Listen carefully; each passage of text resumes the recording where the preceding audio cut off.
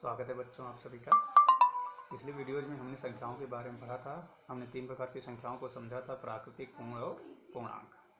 प्राकृतिक संख्याएं जिससे हम किसी चीज़ की गणना करते हैं और गणना की शुरुआत हम 1 से करते हैं, 1 से करते हैं, अर्थात 1 से लेकर अनंत तक की संख्याओं को हम प्राकृतिक संख्याएँ कहते हैं। तत्पश्चात प्राकृतिक संख्याओं में कमी को दूर किया गया, अर्थात जब भी कोई वस्तु नहीं हो, एक भी नहीं हो, उस स्थिति को प्रेजेंट करने के लिए शून्य उसमें जब शामिल किया गया, प्राकृतिक संख्याओं में जब शून्य शामिल किया गया तो उस संख्या को पूर्ण संख्याओं का समुच्चय पूर्ण संख्याएं कहा गया। अर्थात पूर्ण संख्याओं शून्य से लेकर अनंत तक की संख्याओं को पूर्ण संख्याएं कहते हैं। तो इससे स्पष्ट होता है कि सभी प्राकृतिक संख्याएं पूर्ण संख्याएं होती हैं। सबसे छोटी पूर्ण संख्या शून्य है और सबसे बड़ी पूर्ण संख्या कोई भी नहीं है। इसके पश्चात फिर एक समस्या आई या उलझन आई। जब भी कोई समस्या आती है तभी आविष्कार होता है, उसकी खोज होती है। समस्या क्या थी? किसी विपरीत परिस्थिति को दर्शाने के लिए। जैसे अगर ऊंचाई को दर्शाना है तो हम पॉजिटिव में दर्शा सकते हैं, 2 मीटर 3 मीटर है, मगर ऊंचाई की जगह अगर हमें गहराई को दर्शाना हो तो हमारे पास संख्या नहीं थी। तब उस संख्या को दर्शाने के लिए हमारे पास संख्याओं का नया प्रारूप तैयार करना पड़ा, जिसे हम पूर्णांक कहते हैं। पूर्णांक में पॉजिटिव मतलब धनात्मक पूर्ण संख्याएं और ऋणात्मक पूर्ण संख्याएं का समुच्चय होता है, का समूह होता है। ठीक है, आज हम लोग प्रॉपर्टीज पढ़ेंगे संख्याओं पर, संख्याओं की, अर्थात प्रगुण जिसे कहा जाता है, या विशेष प्रकार की विशेषताएं पढ़ेंगे। तो प्रमुख इसमें 4 विशेषताएं हैं, 4 प्रगुण हैं। पहला है क्लोजर प्रॉपर्टी, जिसे बंद प्रगुण, संवरक प्रगुण या संवृत्त प्रगुण कहा जाता है। दूसरा है कम्यूटेटिव प्रॉपर्टी, जिसे क्रम विनिमेय प्रगुण कहते हैं। तीसरा है आइडेंटिटी, जिससे तत्समक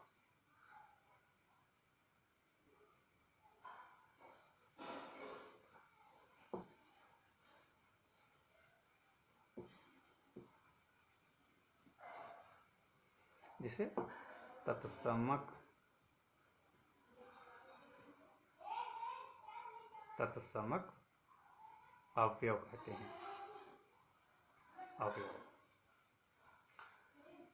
चौथा है हमारा एसोसिएटिव प्रॉपर्टी, जिसे साहचर्य प्रगुण कहा जाता है। आज हम इन चारों प्रॉपर्टीज के बारे में, प्रगुण के बारे में जानेंगे। एक एक करके सभी प्रॉपर्टीज को पढ़ेंगे और समझेंगे। सबसे पहले हम क्लोजर प्रॉपर्टी पढ़ते हैं, बंद प्रॉपर्टी, या इसी को संवृत्त भी कहा जाता है। तो पहली प्रॉपर्टी हो गई हमारी क्लोजर प्रॉपर्टी, या कहते हैं संवृत्त करना, या कहते हैं बंद, या कहते हैं संवरक प्रगुण। हम इसको इस नाम से जानते हैं। इसमें होता क्या है? क्लोजर प्रॉपर्टी कहा किया जाता है। क्लोजर प्रॉपर्टी का मतलब होता है, यदि कोई एक समुच्चय ले लें, जैसे हम प्राकृतिक संख्या को अगर लेते हैं, प्राकृतिक संख्याओं का समुच्चय एक समूह है संख्याओं का, प्राकृतिक संख्याओं का। अगर उस समुच्चय को लेते हैं और उन समुच्चय में किसी भी संख्या को लेकर, 2 संख्याओं को लेकर एक ऑपरेशन करते हैं, संक्रिया करते हैं। तो जब भी हम संक्रिया करते हैं, यदि संक्रिया करने के पश्चात जो प्राप्त होगा उत्तर हमें, यदि वह उत्तर उसी समुच्चय से बिलोंग करता है, उसी समुच्चय का ही है, मतलब प्राकृतिक संख्याओं का ऑपरेशन किए हैं और प्राकृतिक संख्या का ही समुच्चय है, तो प्राकृतिक संख्याओं के समुच्चय का ही वह उत्तर प्राप्त हो रहा है, तब हम कहेंगे कि वह समुच्चय उस संक्रिया के अंदर क्लोज्ड है, उस संक्रिया में क्लोज्ड है। जैसे हम समझते हैं, यदि हम प्राकृतिक संख्या का लेते हैं, पहले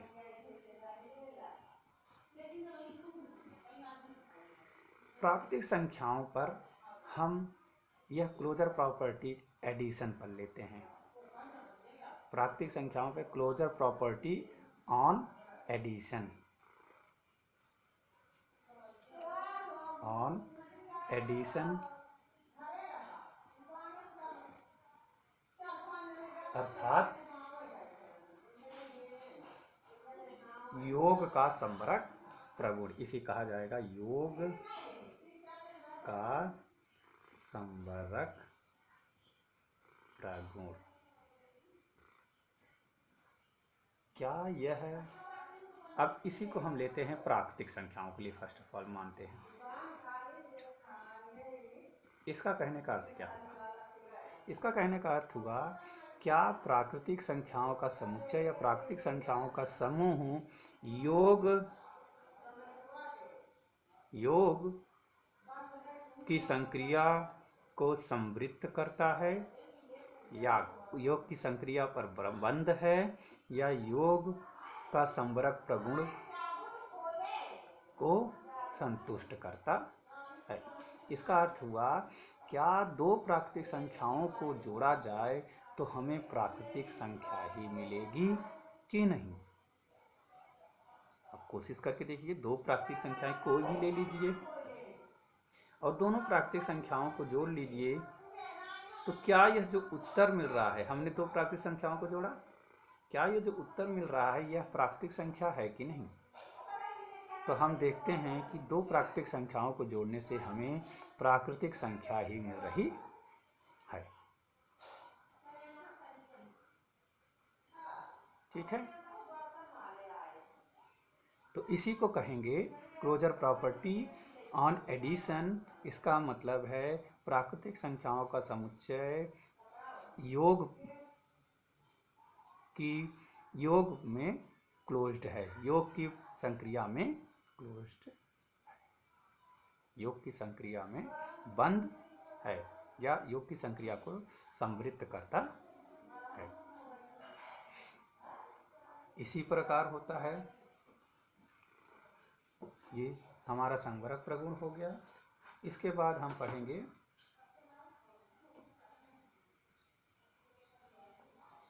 अगली है, तो हमने एक प्रॉपर्टी को समझा, अब हम समझते हैं कि हमारे पास संक्रियाएं कौन कौन सी हैं। संक्रियाएं हैं हमारे पास योग,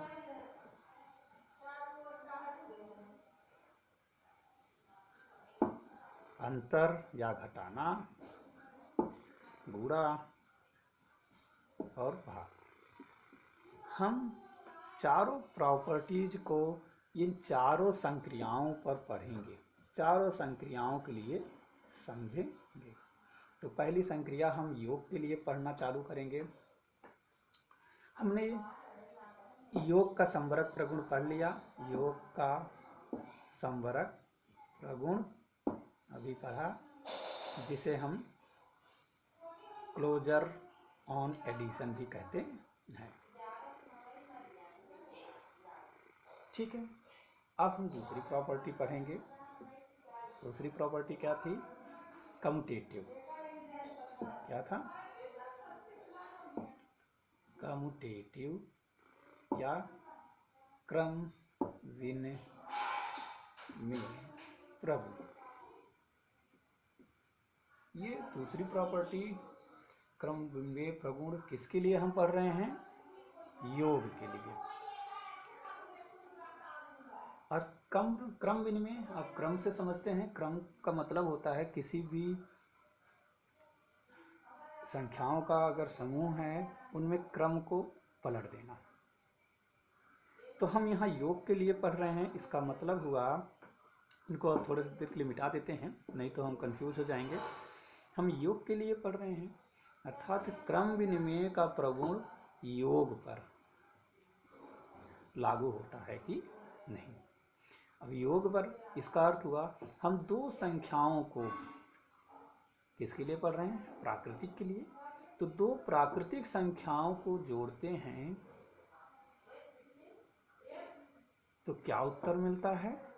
और इन्हीं संख्याओं को क्रम को पलट देते हैं। क्रम को पलटने का अर्थ हुआ, 4 बाद में है पहले लिख लें, 3 पहले है तो बाद में लिख लें और संक्रिया वही होगी, धन यहाँ है, धन भी यहाँ ही होगा। तो क्या इसका उत्तर दूसरा हो? हम देखते हैं दोनों ही स्थितियों में उत्तर समान आ रहा है, अर्थात क्रम विनिमय प्रगुण प्राकृतिक संख्याओं में योग पर लागू है।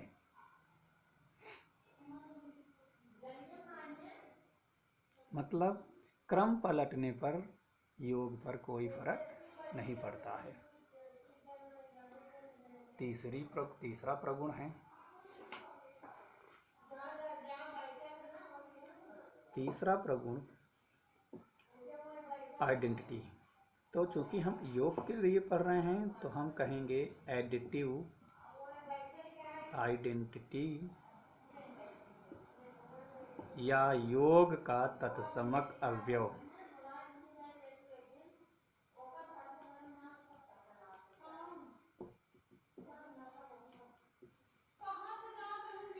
एडिटिव आइडेंटिटी या योग का तत्समक अवयव, इसका अर्थ होता है किसी भी, अगर हम प्राकृतिक संख्या की बात कर रहे हैं, यहाँ पर ये याद रखिएगा, हम प्राकृतिक संख्याओं के लिए भी बात कर रहे हैं सारा। किसी भी प्राकृतिक संख्या में हम किसी ऐसी संख्या का योग करें जिससे उत्तर समान रहे, मतलब आंसर न बदले। जो संख्या में हम योग कर रहे हैं वही आंसर प्राप्त हो। अर्थात यहाँ समझने की कोशिश करें, मान लीजिए हम प्राकृतिक संख्या 5 लेते हैं, इसमें क्या चीज का योग किया जाए कि आंसर 5 ही प्राप्त हो, ये आंसर नहीं बदलना चाहिए। 8 ले रहे हैं, इसमें क्या ऐड करें कि आंसर 8 ही रहे, समान रहे, बदले ना। तो इस संख्या को कहेंगे, जो यहाँ पर रखा जाएगा, इस संख्या को कहा जाएगा योग का तत्समक अवयव। हम जानते हैं कि प्राकृतिक संख्याएं 1 से स्टार्ट होती हैं और 1 से लेकर अनंत तक की कोई भी संख्या आप यहाँ रख दीजिए तो आंसर बदल जाएगा। अर्थात हम आगे अगर देखते हैं, थोड़ा सा ध्यान लगाएंगे, तो हमारे पास एक संख्या होती है 0। हम कहेंगे 0 यहाँ पर रख दें तो 0 ऐड करने से कोई फर्क पड़ेगा? उत्तर समान रहेगा, नहीं बदलेगा। मगर ये 0 तो प्राकृतिक संख्या है ही नहीं, ये तो पूर्ण संख्या है। अर्थात प्राकृतिक संख्याओं में तत्समक अवयव नहीं होता। ठीक है, समझे? आप सब समझ गए होंगे। प्राकृतिक संख्याओं में योग का तत्समक अवयव नहीं होता है। चौथा है एसोसिएटिव। एसोसिएटिव प्रॉपर्टी, या इसी कहते हैं हिंदी में साहचर्य प्रगुण। साहचर्य प्रगुण, एसोसिएटिव मतलब होता है एसोसिएट करना, किसी के साथ मिलना, किसी का साथी बनना या किसी के साथ मिलकर काम करना। साहचर्य का यही मतलब होता है साथ चलना। साहचर्य, साथ चलना। कैसे साथ चलना? ये साहचर्य प्रगुण या एसोसिएटिव प्रॉपर्टी हम योग पर पढ़ रहे हैं, वो भी प्राकृतिक संख्याओं के लिए। इसका मतलब होता है कि इन्हीं 3 प्राकृतिक संख्याओं को हम अगर जोड़ रहे हैं, योग कर रहे हैं, तो हम कैसे करेंगे? मान लीजिए हम 3 प्राकृतिक संख्याएं लेते हैं, ये 3 प्राकृतिक संख्याएं हैं, बिल्कुल। क्या इन तीनों प्राकृतिक संख्याओं को हम जोड़े तो किस प्रकार जोड़ा जाएगा? हम अभ्यस्त हो गए हैं जोड़ने का, हमें पता नहीं चलता, हम बहुत जल्दी कैलकुलेट कर लेते हैं इस सवाल को। 8 3 11 4 15। मगर यहाँ ध्यान देने वाली बात है, हम कभी भी कोई भी ऑपरेशन परफॉर्म करते हैं तो एक बार में सिर्फ 2 संख्याओं पर करते हैं। तो मान लीजिए हम शुरुआत कहाँ से करते हैं, अगर शुरू से, तो हम पहले इसको और इसको जोड़ेंगे तो क्या उत्तर आएगा? 11, फिर ये 4 यहाँ रहेगा, फिर 11 4 दोनों को जोड़ेंगे तो उत्तर आएगा 15। तो हमने फिर पहले किसके साथ लेकर चला, 3 और 8 को एक साथ लेकर चला। क्या इसी साथ लेने का तरीका अगर हम बदल दें तो हम मान लीजिए 3 8 4 था इस प्रकार, तो हम 3 8 को एक साथ लेके चलने के बजाय हम 8 और 4 को पहली बार साथ लेके चलते हैं, तो क्या इससे उत्तर पर कोई फर्क पड़ता है? देखते हैं। तो दोनों ही स्थितियों में उत्तर समान हैं, अर्थात साथ लेकर चलने के क्रम को हम बदल दें तो योग करने की प्रक्रिया पर कोई फर्क नहीं पड़ता है। इसका मतलब योग पर साहचर्य प्रगुण प्राकृतिक संख्याओं के लिए लागू है। ठीक, तो हमने इस चारों प्रगुण पढ़ा प्राकृतिक संख्याओं के लिए। प्राकृतिक संख्याओं में योग का संवर्ग प्रगुण लागू होता है, कम्यूटेटिव क्रम विनिमय नियम लागू होता है, ये तत्समक अव्यय नहीं है। प्राकृतिक संख्याओं में साहचर्य प्रगुण भी लागू होता है। किसके लिए? प्राकृतिक संख्याओं के लिए। ठीक, अब हम योग पर ही सारी प्रगुण पढ़ेंगे, मगर यहाँ प्राकृतिक संख्याएं ना होकर अब ये क्या होंगी, फिर से लिख लेते हैं। सारे प्रगुण पढ़ेंगे एक एक करके। चलिए हम मिटा लेते हैं सारी चीज़ों को, एक पास बोर्ड साफ हो जाए। हम संक्रिया को रखेंगे योग, संख्याओं को रखेंगे पूर्ण संख्याएं।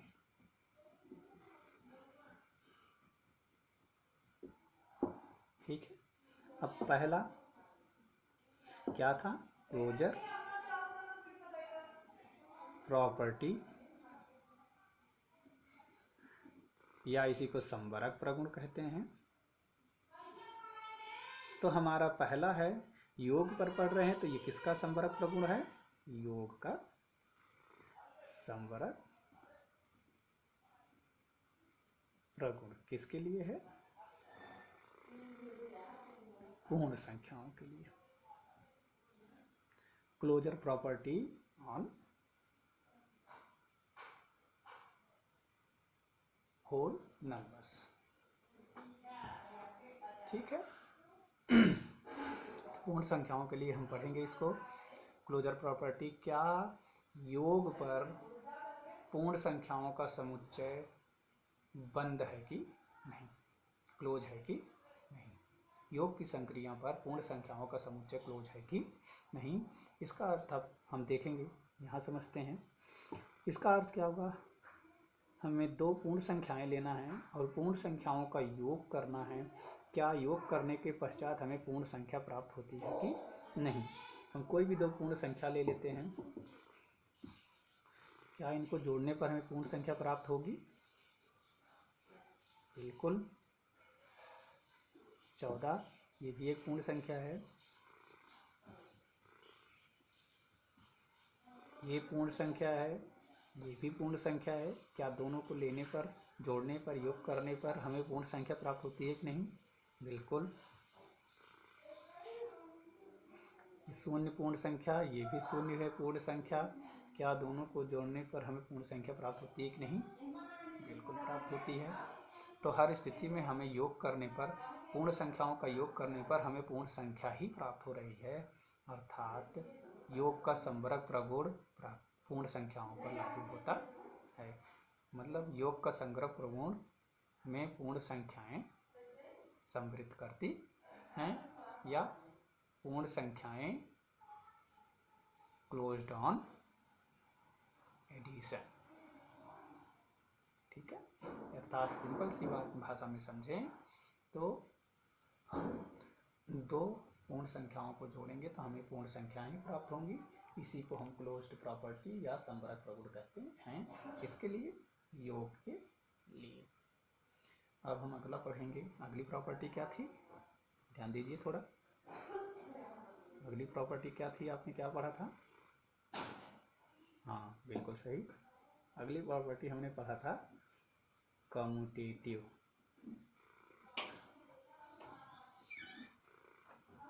कम्यूटेटिव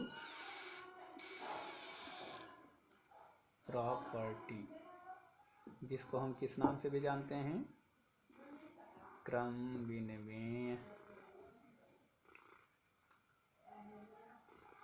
प्रगुण। बिल्कुल सही। कम्यूटेटिव प्रॉपर्टी या क्रम विनिमेय प्रगुण, जैसे आपने प्राकृतिक संख्याओं के लिए समझा था, हम किसके लिए पढ़ रहे हैं, योग के लिए। इसका अर्थ हुआ किन्हीं भी दो पूर्ण संख्याओं को जोड़ें और उनका क्रम बदलकर जोड़ें तो क्या दोनों स्थितियों में उत्तर अलग आएगा? बिल्कुल नहीं। आप कोशिश करके देखते हैं। 9 + 0 या 0 + 9, हमने क्या किया, यहाँ पर क्रम में पहले 9 था, फिर प्लस के बाद फिर 0 था। हमने क्रम को बदल दिया, पहले 0 कर दिया, फिर प्लस के बाद 9 कर दिया। तो क्या दोनों स्थितियों में उत्तर आएगा अलग अलग? नहीं, बिल्कुल नहीं। दोनों स्थितियों में उत्तर समान आ रहा है। अर्थात क्रम विनिमेय नियम, क्रम विनिमेय प्रगुण पूर्ण संख्याओं पर लागू होता है। क्रम को पलटने पर उत्तर नहीं बदलेगा। किसके लिए? पूर्ण संख्याओं के लिए। अगली प्रॉपर्टी है तीसरा प्रॉपर्टी हम क्या पढ़ेंगे, एडिटिव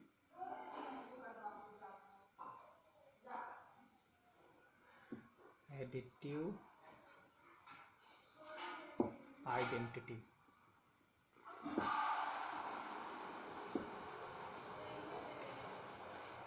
एडिटिव आइडेंटिटी क्या था? योग का तत्समक अवयव, योग का तत्समक अवयव। हमने प्राकृतिक संख्याओं में पढ़ा था कि योग का तत्समक अवयव नहीं होता। प्राकृतिक संख्याओं में कोई भी ऐसी संख्या नहीं है जिसको जोड़ने से उत्तर ना बदले।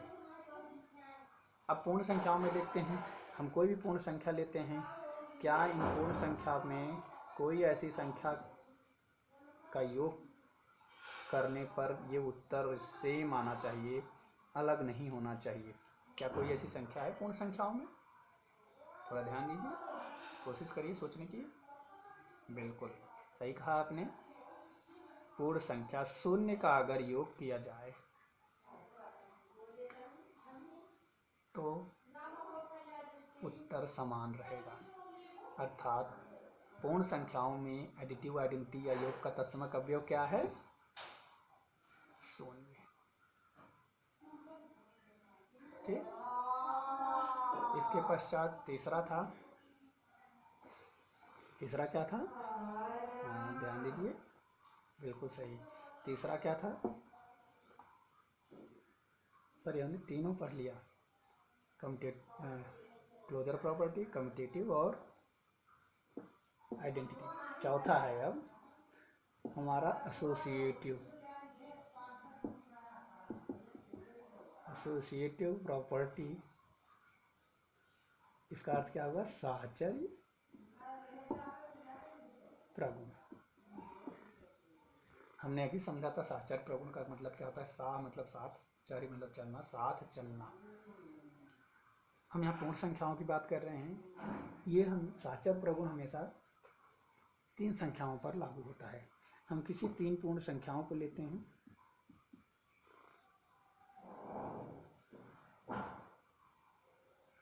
पहले किन 2 संख्याओं को साथ लेके चलें, या दूसरी स्थिति लेते हैं, पहले किन 2 संख्याओं को साथ लेकर चलें। हम साथ लेकर चलने के क्रम को बदल दें तो इसका फर्क नहीं पड़ता। किसमें? पूर्ण संख्याओं में योग पर। दोनों स्थितियों में उत्तर समान आता है। अर्थात योग पर पूर्ण संख्याओं में एसोसिएटिव प्रॉपर्टी साहचर्य प्रगुण लागू होता है। ठीक है, तो हमने पूर्ण संख्याओं में पढ़ा चारों प्रगुण। हमने 4 प्रगुण पढ़े पूर्ण संख्याओं में, और चारों ही प्रगुण पूर्ण संख्याओं में लागू होते हैं।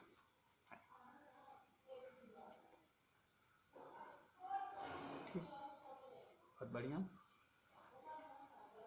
आगे हम और भी पढ़ेंगे इसी में, चारों प्रगुण को याद रखिए आप, आगे और भी पढ़ा जाएगा।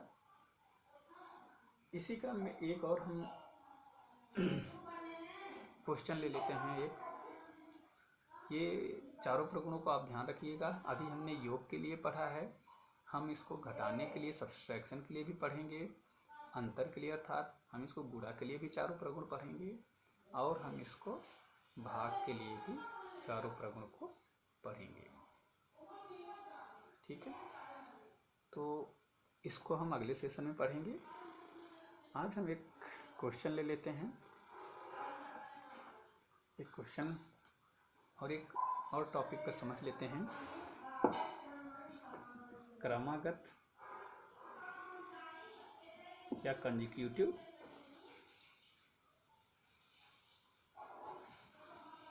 नंबर्स। अब समझ गए होंगे यहाँ नाम से क्रमागत संख्याएं। क्रमागत संख्याओं का मतलब होता है क्रम से आने वाली संख्याएं। जैसे 1 के बाद क्या आता है 2, 2 के बाद 3, 3 के बाद 4, इन सभी को क्रमागत संख्याएं कहते हैं।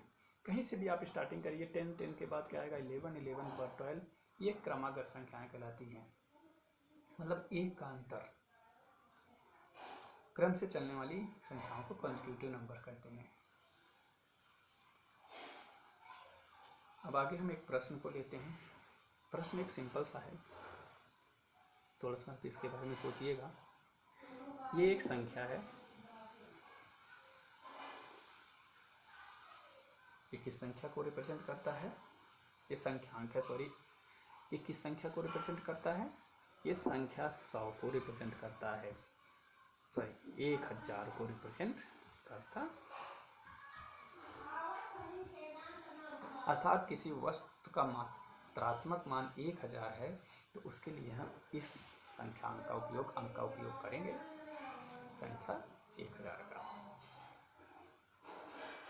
ठीक है, तो हमें बताइए क्या ये प्राकृतिक संख्या है कि नहीं है? और दूसरा प्रश्न, क्या ये पूर्ण संख्या है कि नहीं? पहला प्राकृतिक संख्या है कि नहीं, दूसरा पूर्ण संख्या है कि नहीं। तो सोचिए, इस संख्या में देखिए शून्य का भी उपयोग हुआ है, बिल्कुल सही, आप सब सही सोच रहे हैं, यह एक पूर्ण संख्या है। क्यों? इसका रीजन थोड़ा सोचिए, कारण क्योंकि इसमें शून्य का उपयोग हुआ है। यहाँ थोड़ा सा आप विस्तृत सोच की जरूरत है। ये पूर्ण संख्या तो है ही, ये प्राकृतिक संख्या भी है। क्यों? इसको समझते हैं थोड़ा। यहाँ शून्य सिर्फ इसको रिप्रेजेंट कर रहा है, ये शून्य सारे इसको सिर्फ इसको इस 1000 को रिप्रेजेंट कर रहे हैं। तो लिखने से कोई मतलब नहीं, ये रिप्रेजेंट किस संग दर्शा किसको रहा है? 1000 मात्रा को। किसी का मात्रात्मक मान 1000 है, उस संख्या उसको दर्शा रहा है। ये शून्य तो सिर्फ इसको रिप्रेजेंट करने के लिए यूज हुआ है। हम संख्या की बात कर रहे हैं, और संख्या 1000 का मतलब किसी वस्तु का मात्रात्मक मान 1000 है, अर्थात ये प्राकृतिक संख्या है। और अगर प्राकृतिक है तो ये पूर्ण होगी ही होगी, क्योंकि सभी प्राकृतिक संख्याएं पूर्ण संख्याएं होती हैं। इसमें आप कंफ्यूज नहीं होइएगा कि नहीं इसमें तो 0 उपयोग हो गया, ये पूर्ण संख्या ही होगी, प्राकृतिक नहीं होगी। नहीं, आप वो संख्यांक है, मैंने बताया था संख्यांक और संख्यांक। संख्यांक सिर्फ उसको रिप्रेजेंट कर रहा है, और रिप्रेजेंट किसको कर रहा है ये आपको समझने की जरूरत है। ये रिप्रेजेंट संख्या 1000 को कर रहा है, और 1000 एक प्राकृतिक संख्या है। अगर ये सिर्फ शून्य होता तब ये सिर्फ पूर्ण संख्या होती, प्राकृतिक संख्या नहीं होती। ओके बच्चों, आगे हम सारे प्रगुण, 4 प्रगुण हमने पढ़ा आज। Closure, commutative, identity and associative. Hindi में संवरक, क्रम विनिमय, तत्समक और साहचर्य। इन चारों प्रगुण को हमने योग के लिए पढ़ा, प्राकृतिक और पूर्ण संख्याओं के लिए। तो हमने प्राकृतिक संख्या में जाना था संवरक प्रगुण लागू होता है, क्रम विनिमय लागू होता है, तत्समक लागू नहीं होता और साहचर्य प्रगुण लागू होता है।